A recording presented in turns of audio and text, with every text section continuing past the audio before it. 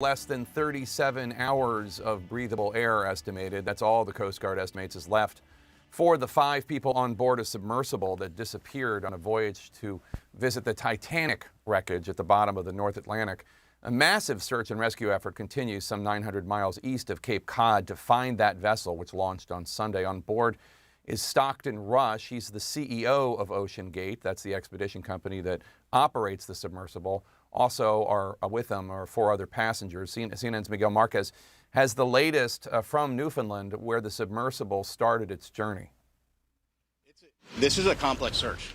A complex search, now more complicated by time, which they're running out of. We know there's about 40 hours of breathable air left. Deepwater submersibles and gear converging on St. John's, Newfoundland from the U.S. and Canada. It's the closest land to the search zone. If the Titan can be found, they'll need to bring all resources to bear as quickly as possible.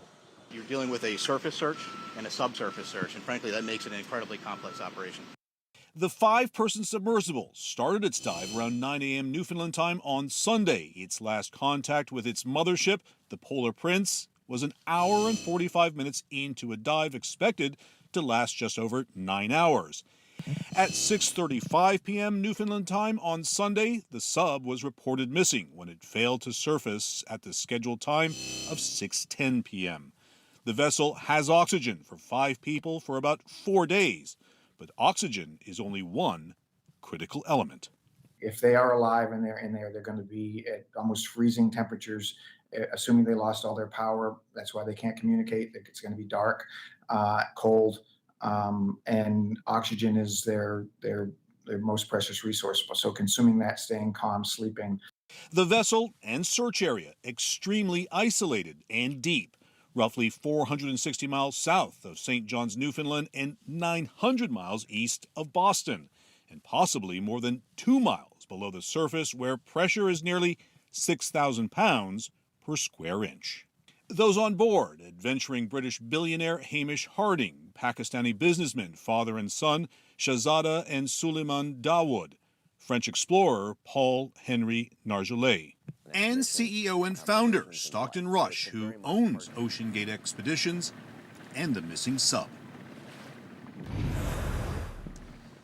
So I want to give you a sense of what's happening here at St. John's Harbor right now. This is the Horizon Arctic. It's the sister ship to the Polar Prince. We believe this ship may be headed out. There's a C-17 plane from the U.S. that has just landed at the airport here. It is going to bring gear down here.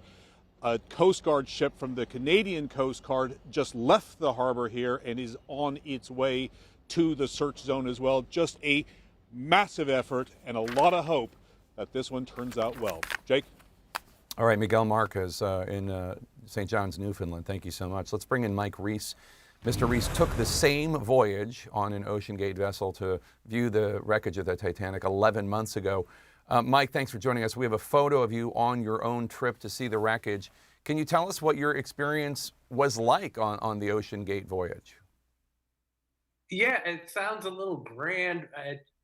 In every way, it felt like being a Mercury astronaut. You know, this wasn't a vacation. It wasn't tourism. It was exploration, and you're getting on a ship that's the best it could be, but they're learning as they go along, and you get on with a lot of excitement, but just constant trepidation, constantly knowing this could be the end. And in fact, I was supposed to go with my wife, and she tested positive for COVID right before we got on.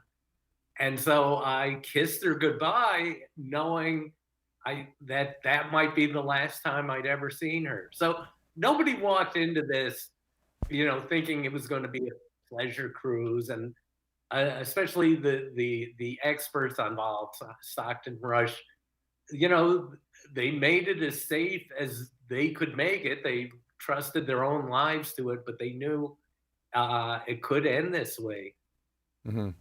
You did a podcast about your trip, and you described how the ship is controlled by a joystick from a gaming console, much like an Xbox controller. Tell us about the technology and how it works.